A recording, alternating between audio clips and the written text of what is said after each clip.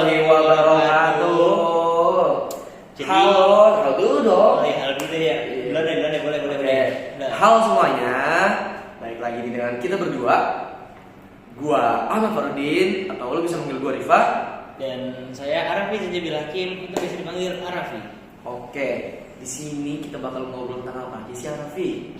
Tentang Khulafaur Rasyidin ya di podcast kali ini. Khulafaur Rasyidin. Tapi kita lebih spesifik Ya. akan ngebahas satu sahabat Nabi yang paling terkenal, yang paling tertua. Namanya Sayyidina Abu Bakar As-Siddiq. Benar. Oke, kalian pada penasaran kan?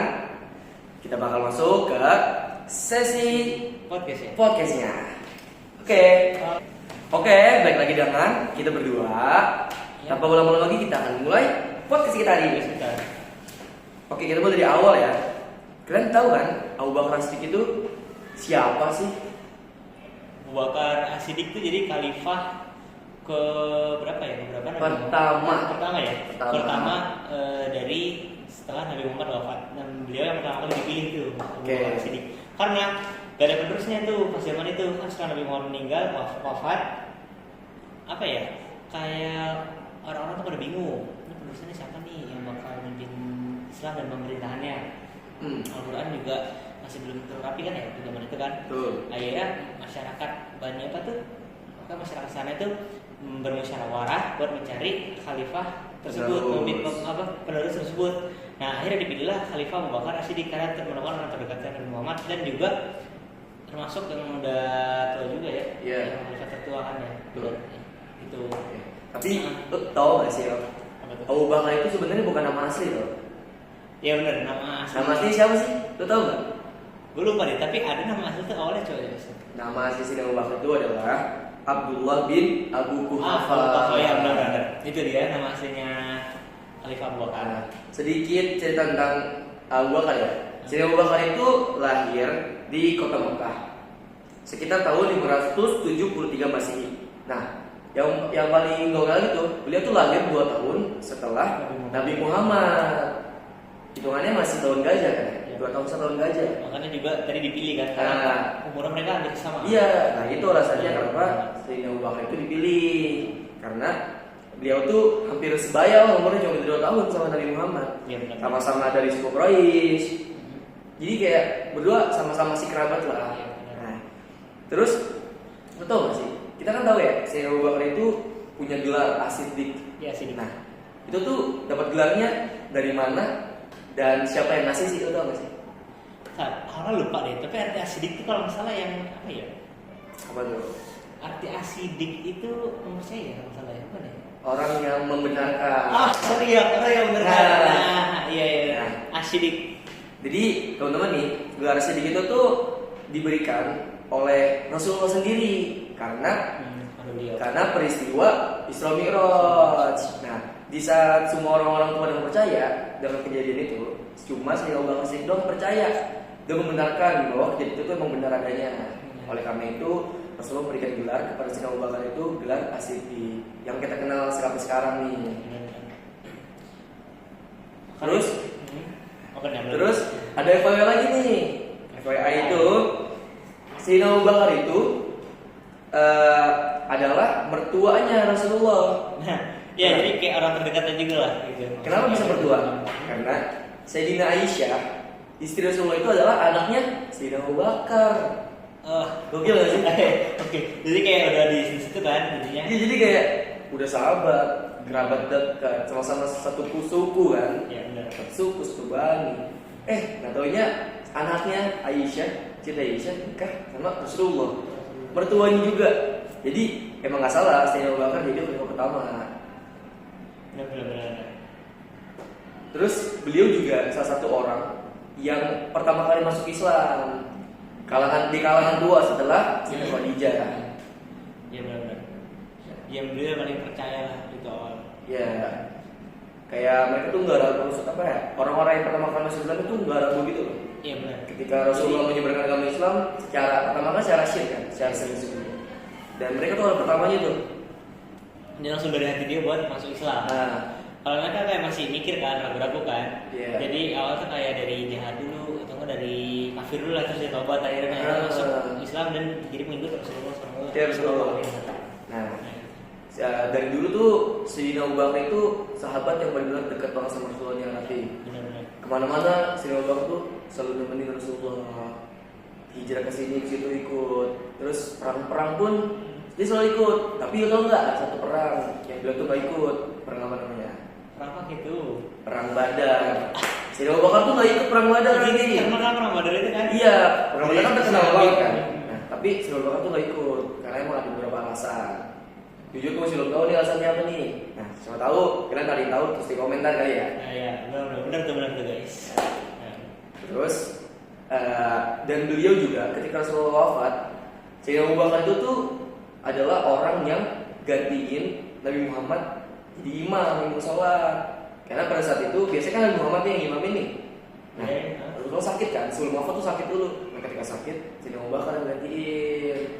Iya, benar. Makanya karena yang hal itu juga salah satu alasan kenapa Sayyidina Abu Bakar tuh terpilih jadi khalifah.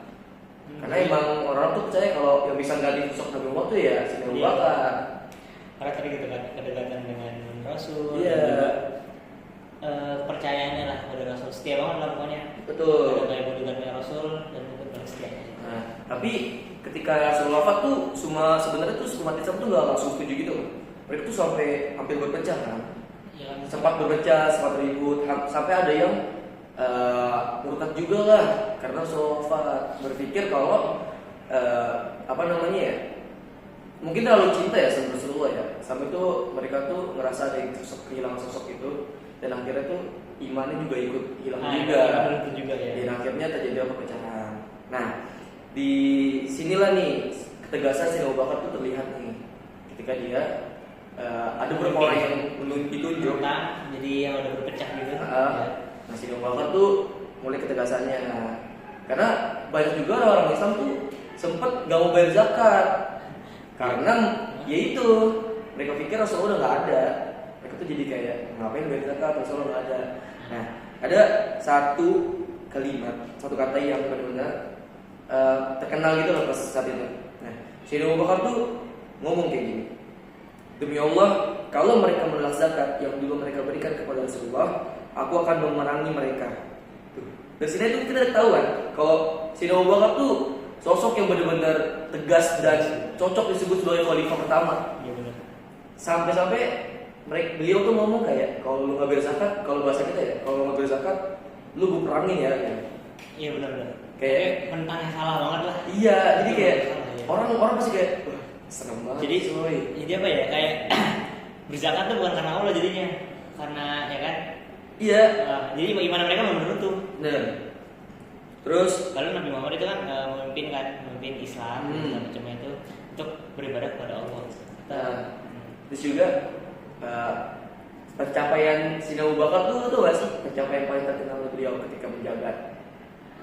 Kayaknya itu membangun library dan juga mempersatukan ya. Mengumpulkan mushaf coy, paling terkenal.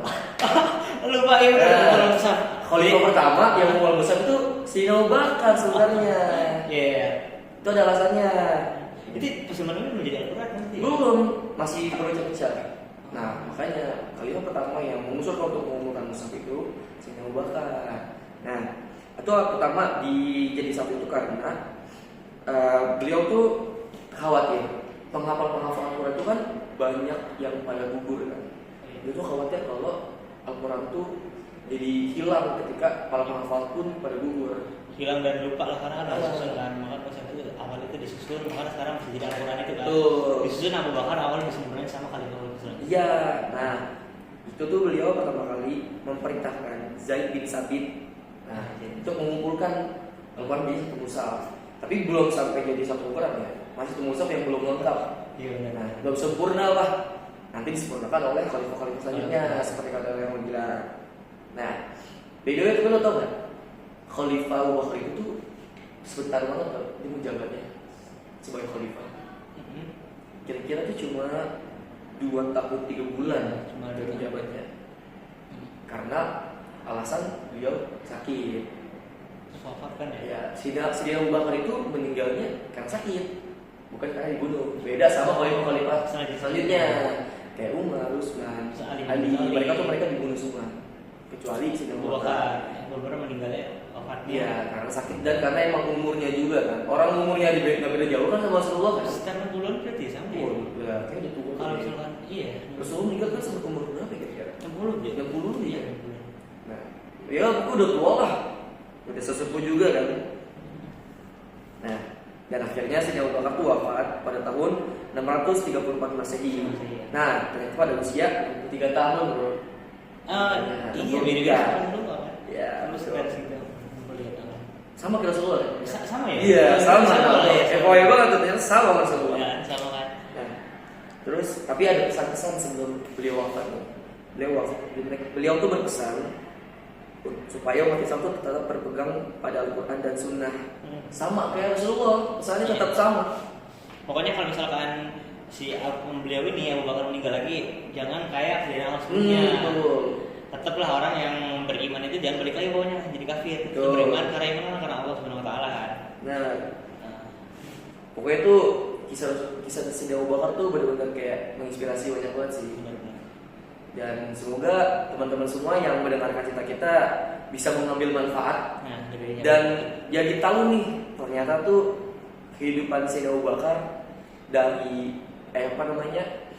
fun fact-nya, terus ke ketegasannya sampai dia jadi khalifah dan beliau wafat. Teman-teman semua bisa mengambil ilmu-ilmu dari podcast kita yang sebentar ini ya. Iya benar. Karena itu berat sih. Beliau tuh menjaga amanah, terus dari ketegasannya itu kayak kerja keras lah. Jadi semuanya bisa kembali lagi seperti semula gitu. Benar banget. Kan? Dan 2 tahun 3 bulan tuh mungkin bagi kita sebentar ya. Sebentar. Lebih bentar dari periode.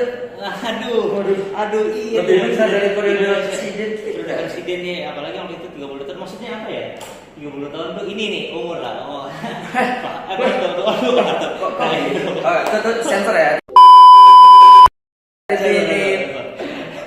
Pokoknya pas Abu Bakar itu kan 2 tahun 3 bulan. Nah itu bagi gue pasti lama sih, dan itu waktu yang sulit, waktu sulit sih pasti karena memimpin semuanya dari awal, seperti dari awal itu susah.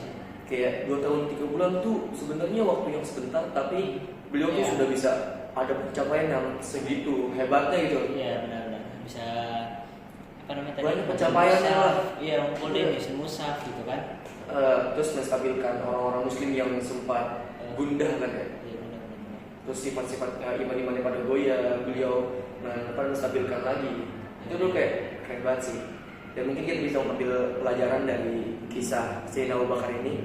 Oke, mungkin hari ini kita segitu dulu kali ya. Abu Bakar ada apa di Khilafah Rasyidin ini ada 4 sih. Abu Bakar pertama, selanjutnya ada apa sih? Umar, Sayyidina Ali bin Abi Thalib. Utsman dulu dong. Sorry Pak. Utsman dulu, terus habis itu Sayyidina Ali bin Abi Thalib. Sebenarnya tuh kalau kita cerita soal Khilafah Rasyidin, tuh panjang banget nih. Nggak cukup kayak sejam itu nggak cukup. Mungkin kalau kita masih diberi kesempatan umur ya Allah, kita lanjut lagi kali ya. Oke, mungkin segitu dulu teman-teman podcast kita hari ini. Mohon maaf kalau kita ada kesalahan misinformasi ya. Namanya juga kita masih belajar nih. Oke, mungkin gua Rifa pamit undur diri dan saya Raffi pamit undur diri juga. Terima kasih dan sampai jumpa di video kita selanjutnya. Bye bye.